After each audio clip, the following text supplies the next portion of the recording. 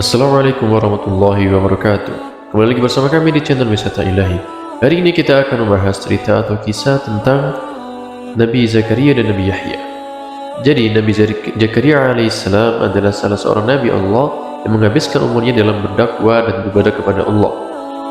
Zakaria menginginkan agar Allah mengaruniainya seorang anak, akan tetapi meskipun usianya sudah tua, Allah masih belum memberikan rezeki itu. Akan tetapi karena usianya yang sudah lanjut dan istrinya yang mandul, semua itu telah melemahkan harapannya untuk mendapatkan anak. Sebagai orang yang beriman, Zakaria tahu bahwa kekuasaan Allah tidak bisa dihalangi.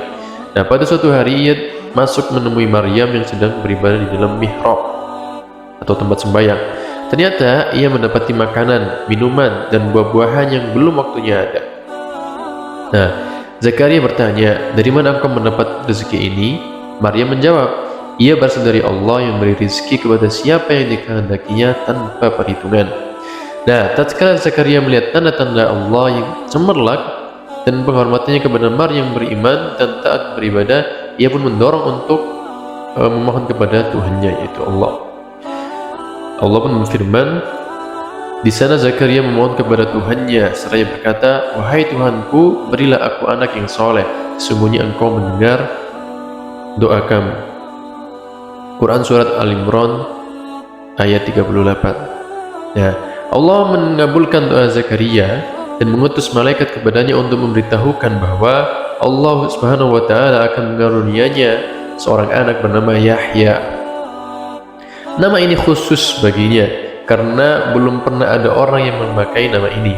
Ia mendapat berkah dari Allah dan menjadi orang yang beriman kepada Allah serta pemimpin dalam kaumnya yang menjauhi hawa nafsu. Nah, Zakaria heran mendengar kabar ini karena ia sudah tua dan istrinya seorang yang mandul, tidak pernah melahirkan di masa mudanya.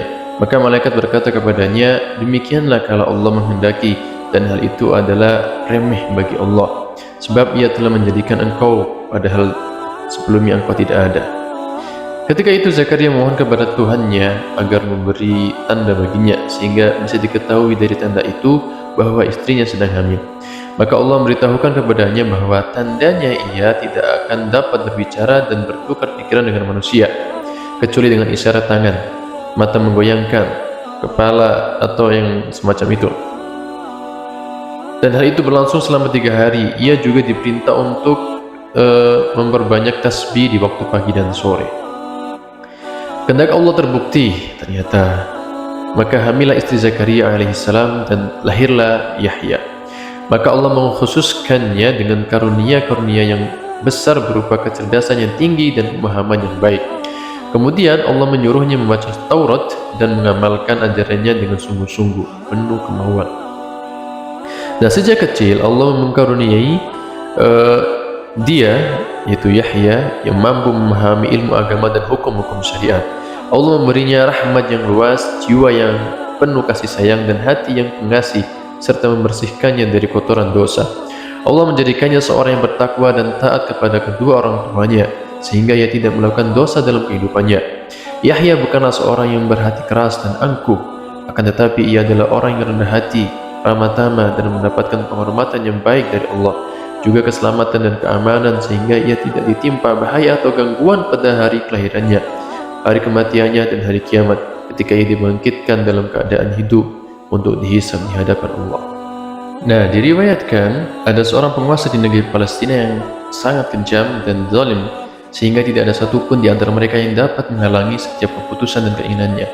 Dan dia tinggal atau hidup pada zaman Nabi Zakaria dan Nabi Yahya.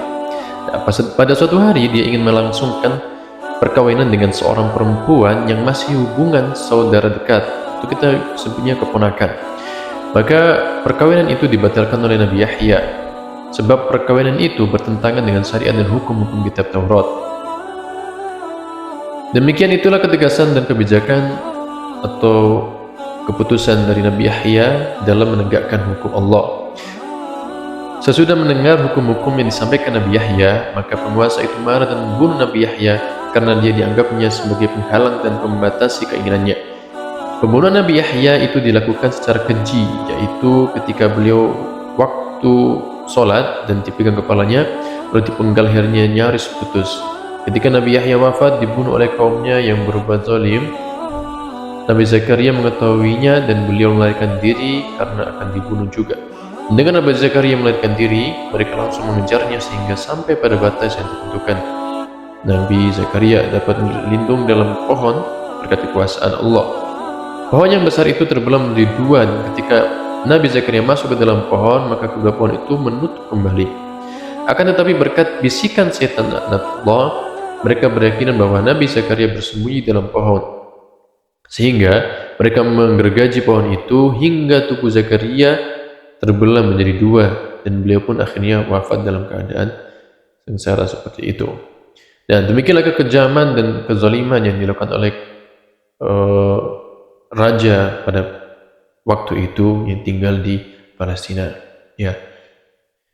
Dari kisah ini kita bisa mengambil pelajaran bahwasanya ketabahan dan kesabaran seorang nabi, yaitu Nabi Zakaria dan Nabi Yahya dalam berdakwah dan menjalankan syariat Islam itu sangat luar biasa. Semoga kita semuanya bisa mengambil hikmah dan pelajaran. Sekian dari kami. Assalamualaikum warahmatullahi wabarakatuh.